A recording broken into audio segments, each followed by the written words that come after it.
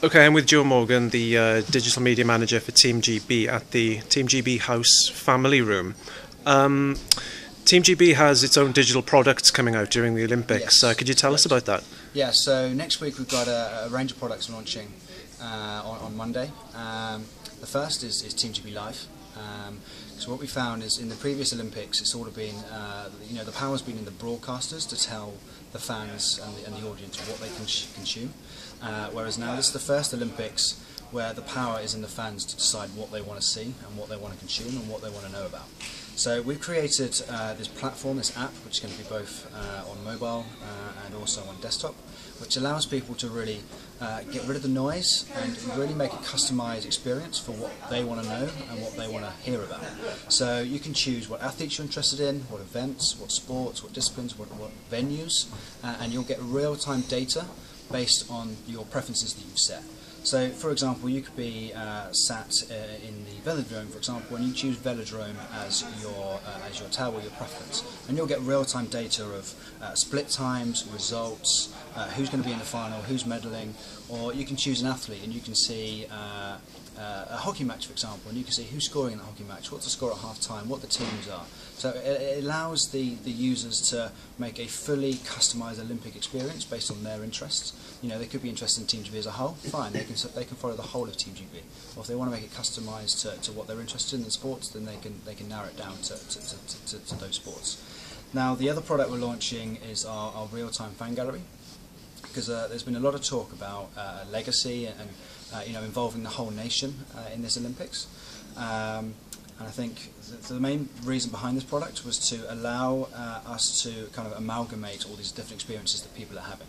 So if people are in the live site, they could be in venue, they could be up in Manchester having a family party, they could be having street parties, and they're sharing this content across all these different platforms, be it Instagram, be it Facebook, be it Twitter, and they're using tags related to Team GB or London 2012 the Olympics. We're going to pull that in and create this real-time gallery which kind of sets the feeling and then the emotion that the country is feeling during the games.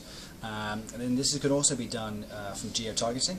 So if we know, for example, on August 1st at 12 o'clock our GB hockey guys are playing in the Riverbank Stadium, we know that any content posted and tagged to that location is going to be about GB. So we can also pull that content in. So it's all about creating an experience for our fans and putting the focus really on Great Britain and kind of creating that bridge between the British athletes and our fans, and I think social media is going to play such a big part in terms of what we're doing at this Games. And within Team GB, what does your tech team look like? How does an Olympic sports team also put out digital products?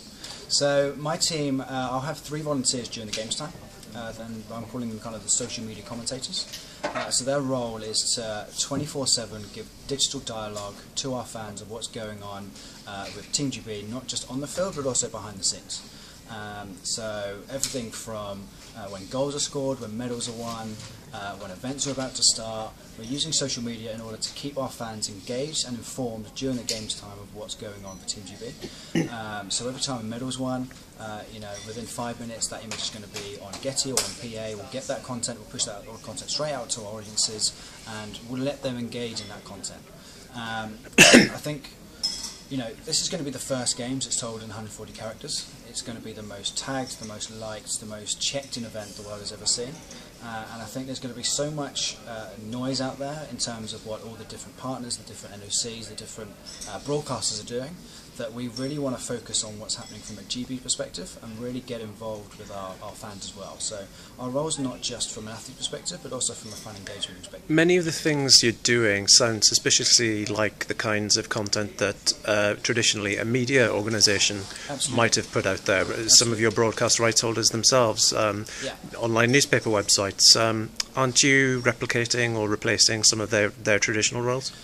I think our focus isn't so much the straight down the line journalist role that the likes of the broadcasters would do.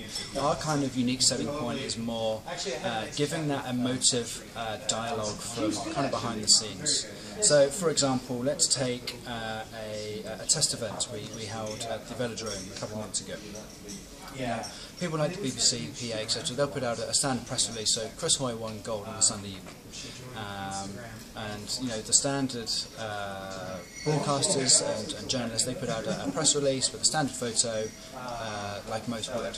Whereas our standpoint was more, what was Chris Hoy's take on that, and also what's the kind of behind-the-scenes content based on that. So we had Tommy Goodwin, who was a 1948 Olympian, who was there. So we grabbed Tommy, we grabbed Chris, we took a photo of them, we got a quote from them both, and that's the content we pushed out. So our content's slightly of a different angle to what the other broadcasters are doing. Because as us as an organisation, we can't compete with the likes of the mass media. Really, we want to be complementing what they're doing with more of a unique point of view from what's happening from a TGV perspective. Okay, great. Thanks a lot, and good luck to the team. Thank you very much.